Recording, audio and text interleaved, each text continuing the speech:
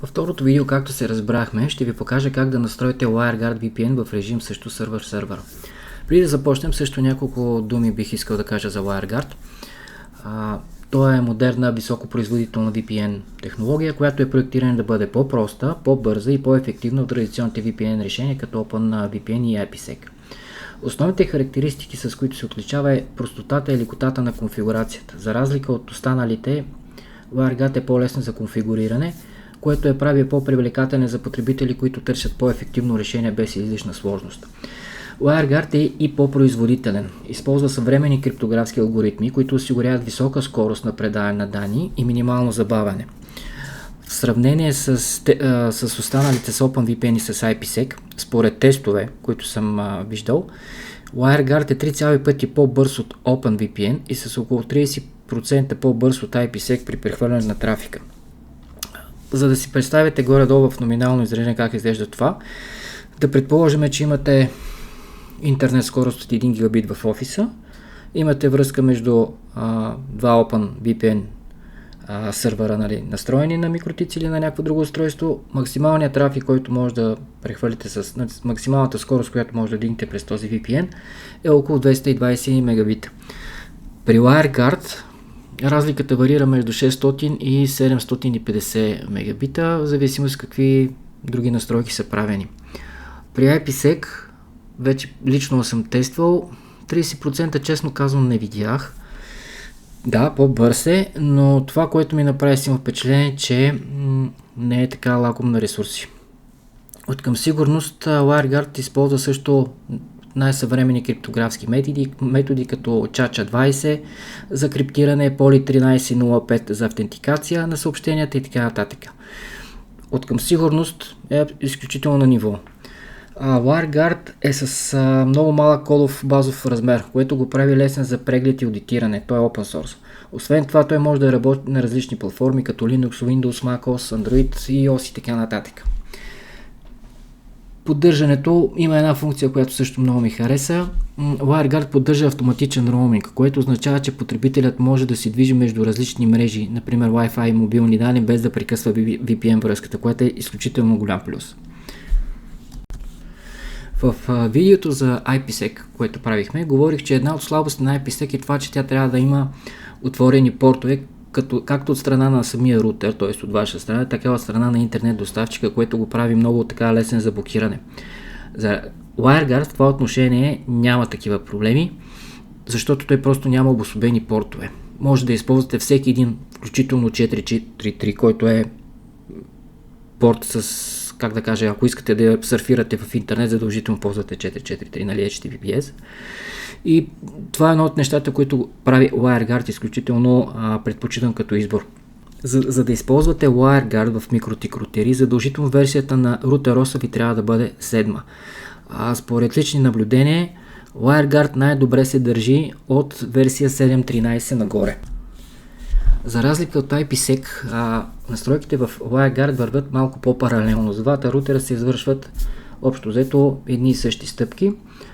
С тази разлика, че ако си спомняте за IPsec, ви бях казал, че IPsec е VPN, който работи на принципа на полисите, докато WireGuard работи на принципа на тунелиране. Така че тук, за да използвате WireGuard, трябва да създадем тунел, в който самия VPN да работи.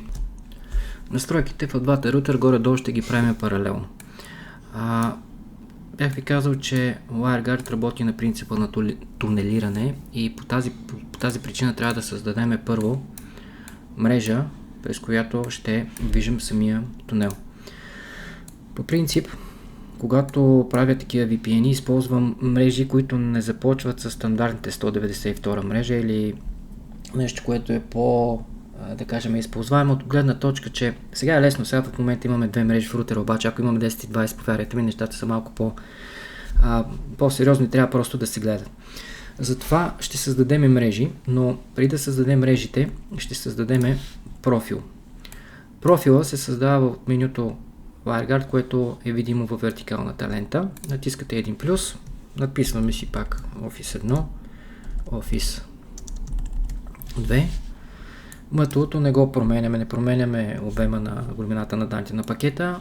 Дефолтния порт си го оставяме така какъвто е. WireGuard ползва 13231 по дефолт, но може да го променим. Може да напишем, ако искаме, може да напишем и 443 и той ще си работи. Така, даваме Apply. Обърнете внимание, че автоматично се генерира Public Key. Към този Public Key ще се върнем малко по-късно. Сега, трябва да създадем адрес, през който ще дигнем тунела. Този адрес обикновено аз използвам, аз съм си подготвил тук да не губим време излишно. Примерно казваме, че на Office 1 ще използваме този адрес. Обърнете внимание, че използвам 172 мрежа като за начало и в интерфейс избираме профила, който създадохме. Обърнете внимание на Subnet маската. Може да сложите каквато Subnet маска искате, но ако отворите един Subnet калкулатор, ще видите следното нещо. 300 маска, при нея имате право на 4 адреса. Ето. От които 2 са ви сервизни и 2 са ви свободни. В случая свободните са тази мрежа 10.1 и 10.2. На рутер 1, на Office 1 слагаме 10.1, а на рутер 2 ще сложим съответно 10.2. Така, от страната на първият рутер настройката е направена. Сега трябва да направим също нещо. Създаваме профил. Това вече от страната на рутер 2.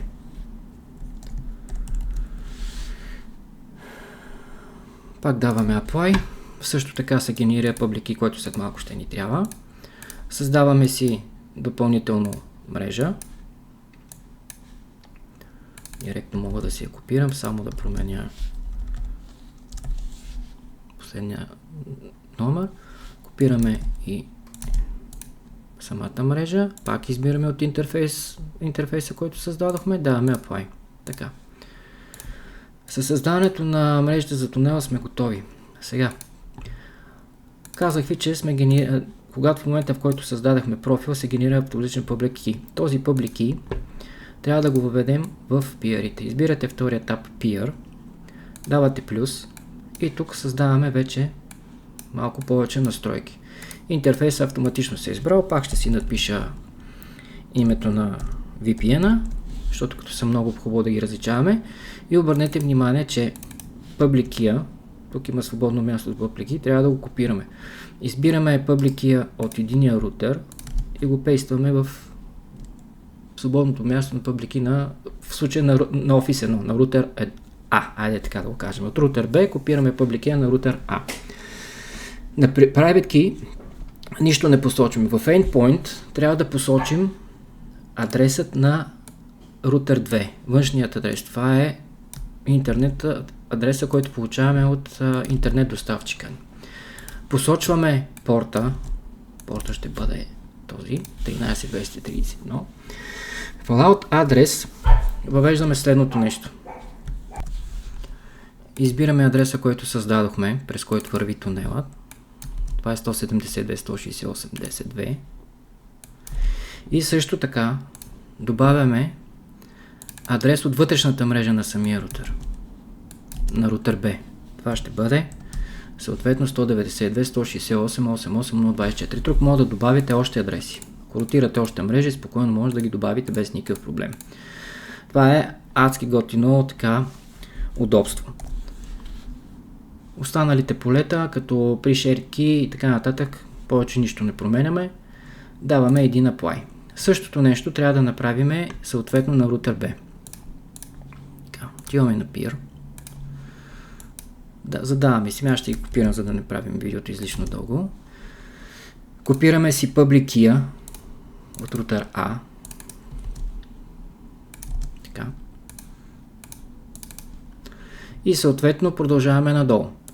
Endpoint-а вече ще бъде IP адреса на интернет доставчика, който взимаме на рутер А. Порта ни е абсолютно същия 13231. За разрешени мрежи добавяме 172, но ще бъде тук 1. И съответно добавяме втората мрежа, която трябва да бъде, в нашия случай тя ще бъде 135 мрежа. Добавяме си я.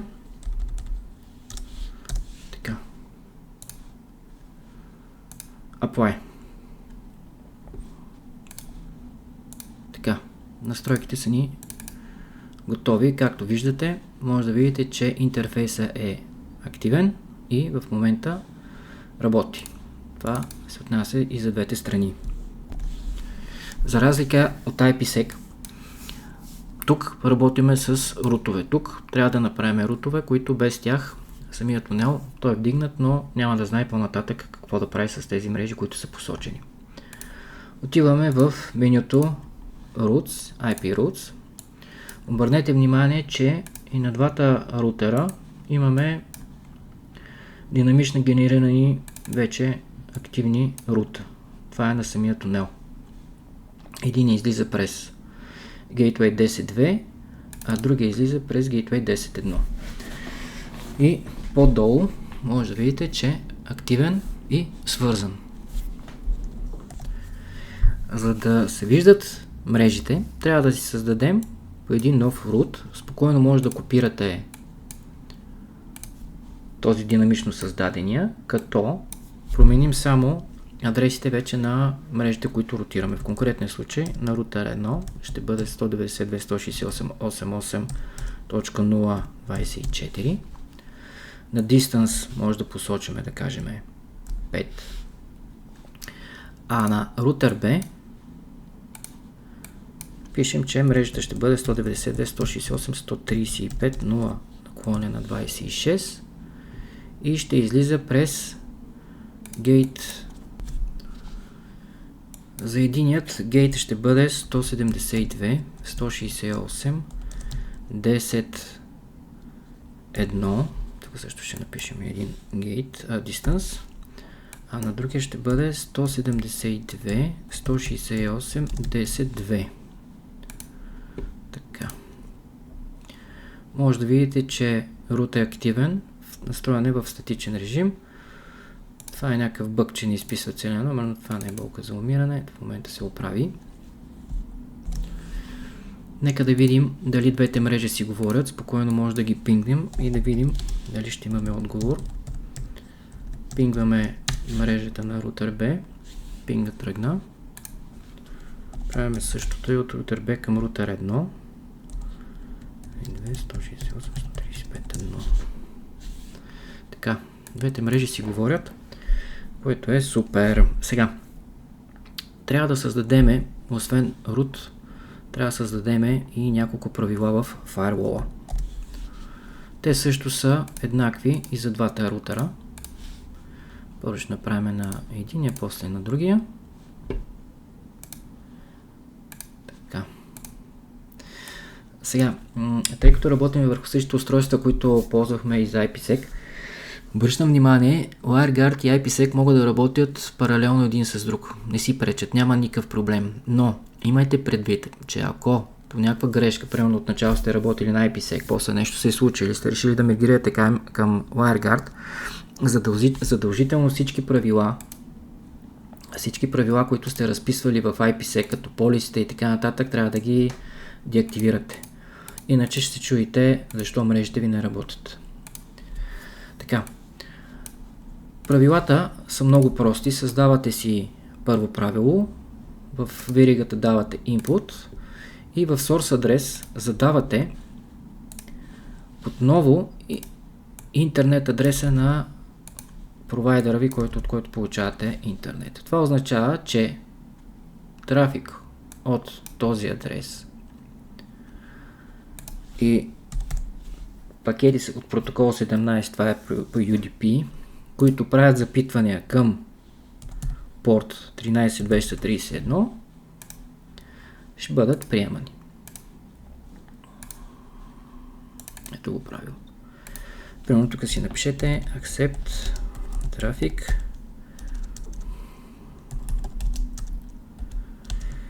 WireGuard съкратено и си напишете from еди коя си мрежа. Нали, да кажем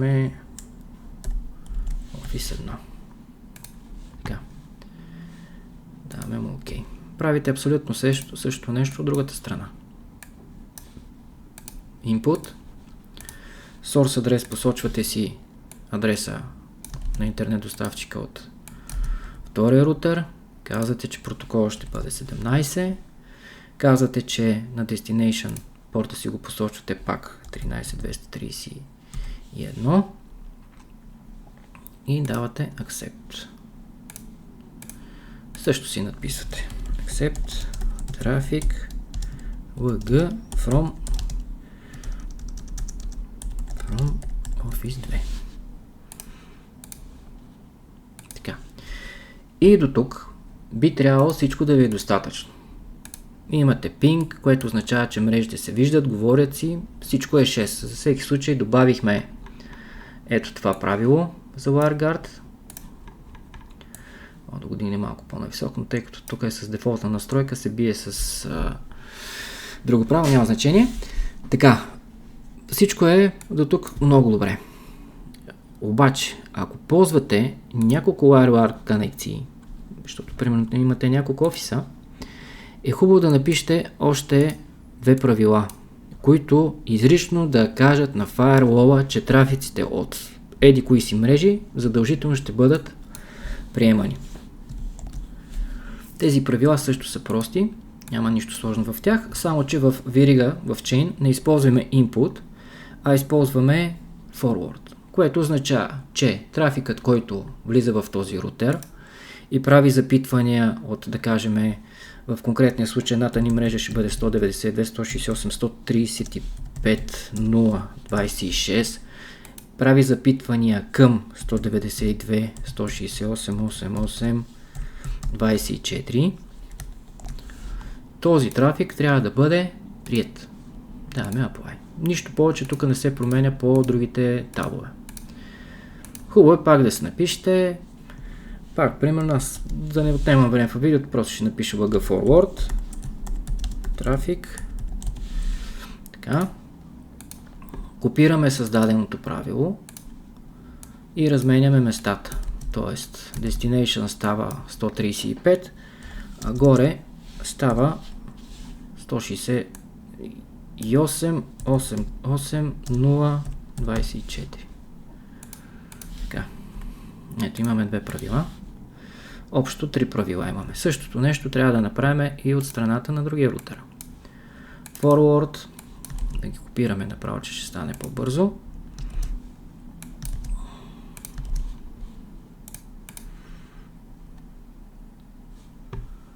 Така. Така, дигаме правилото нагоре. Така, и го копираме също. Стане по-бързо, както казах. Разменяме местата. Даваме apply, OK. И това са правилата, които трябва да разпишете в firewall. Съответно, ако имате още WireGuard връзки от други офиси, изпълнявате същите правила в firewall. Не забравяйте първо в roots да си създадете статичен root за самата мрежа.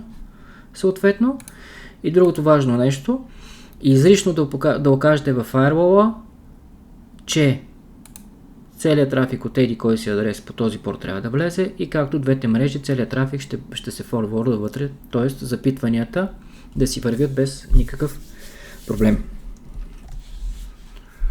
В интерфейс може да видите, че имате създаден интерфейс, това е интерфейса на тунела и той в момента си работи, няма паднали линкове, има някакъв мижав трафик, който в момента върви, но това е съвсем достатъчно вашият тунел в режим сервер-сервер да работи. С това настройките на WireGuard приключих. Както виждате, далеч по-малко цъкане има от IPsec-а, не се измислят, не се генерират пароли, тук нещата се стават на принципа на обмяна на автоматично генерирани ключове и този VPN черпи далеч по-малко ресурси. В момента CPU-то показва 0, тъй като няма някакъв трафик. Ако се опитате да прехвърлите, да кажем, някакви файлове от точка А до точка Б, ще видите, че CPU-то ще подаде друг процент на натовареност. С това видеото приключва. Ще се радвам, ако имате въпроси, да ги пишете в коментарите. Чао от мен, до скоро!